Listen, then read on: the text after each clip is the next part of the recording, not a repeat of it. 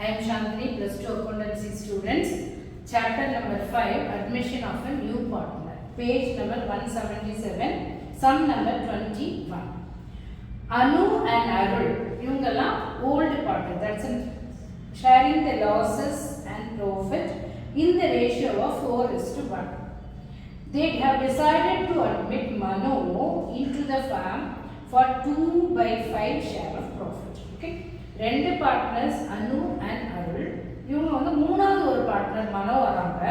அவங்க அவங்களுடைய ஷேரோட என்னது ப்ராஃபிட் ஷேர் வந்து 2/5.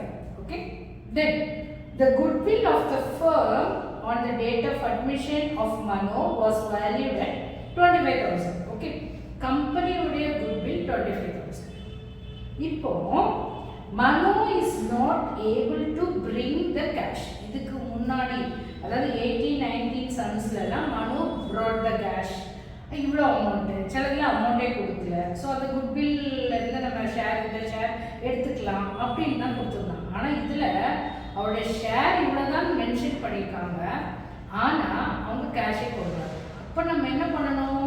மனோவுடைய கேபிட்டலாக அதை கன்சிடர் பண்ணிக்கணும். Goodwill of a company 25,000. அப்போது அந்த 25,000ல மனோவுடைய ஷேர் எவ்வளவுன்னு கண்டுபிடிச்சி that it should be considered as a capital of Mano. Is not a cash, is not bringing the cash by Mano. Mano cash எடுத்துட்டு வரல. ஆனா அவருடைய கேபிட்டல்ல இருந்து நம்ம என்ன பண்ணா இதை மைனஸ் பண்ணலாம். பார்ட்னர்ஸ் கேபிட்டல் அக்கவுண்ட் ப்ரிப்பேர் பண்ணும்போது இந்த அமௌண்ட் மைனஸ் பண்ணிடணும். ஆனா நம்மளுக்கு என்ன கேட்டிருக்காங்க?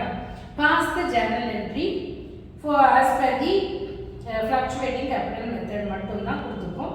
goodwill should be adjusted அப்படின்னு கொடுத்துருக்காங்க. அப்போ ஒரே ஒரு என்ட்ரி மட்டும் போட்டால் போதும். But you have to understand the concept. Mano capital தான் எவ்வளோ கேபிட்டல்னு கிடையாது தெரியாது. 2/5 ஷேர்னு கொடுத்துருக்காங்க. குட்வில்க்கு கேஷ் எடுத்துகிட்டு வரல. அப்போது நம்ம ஒர்க்கிங் என்ன பண்ணோம்? 25,000 இல்லையா? ஸோ மொத்த கம்பெனியுடைய குட்வில் அமௌண்ட் 25,000. மனோடைய ஷேர் 2/5 அப்படின்னு அவங்க கொடுத்துருக்காங்க இல்லையா? சம்மில் கொடுத்துருக்கு.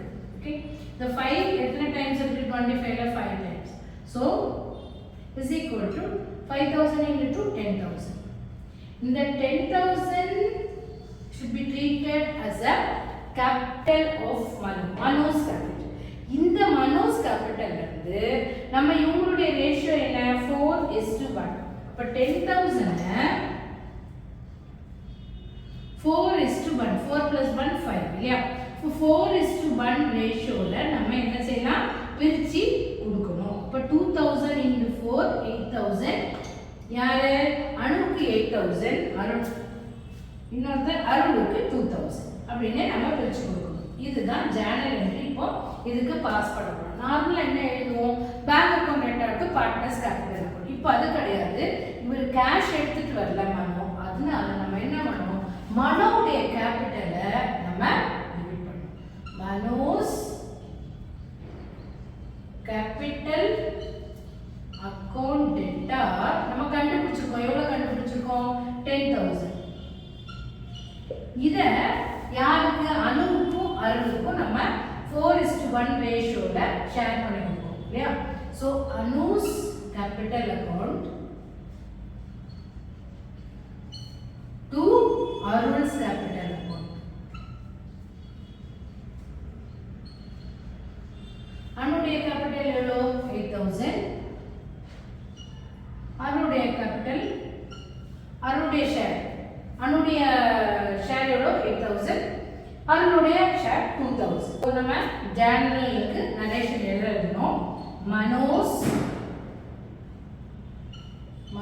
Goodwill credited. அவங்களுக்கு கிரெடிட் பண்ணி கேன்சல் பண்ணோம்ல. credited to the existing partner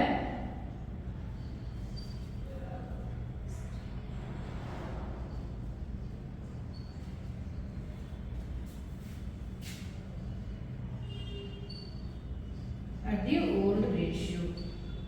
ratio போடலாம். இல்லை ரேஷியோ உங்களுக்கு எழுதணும்னா கொஞ்சம் நல்லா இருக்கும். இருக்காங்க அப்படின்னு நினைச்சாங்க. at the ratio of 4:1. That's all. Thank you.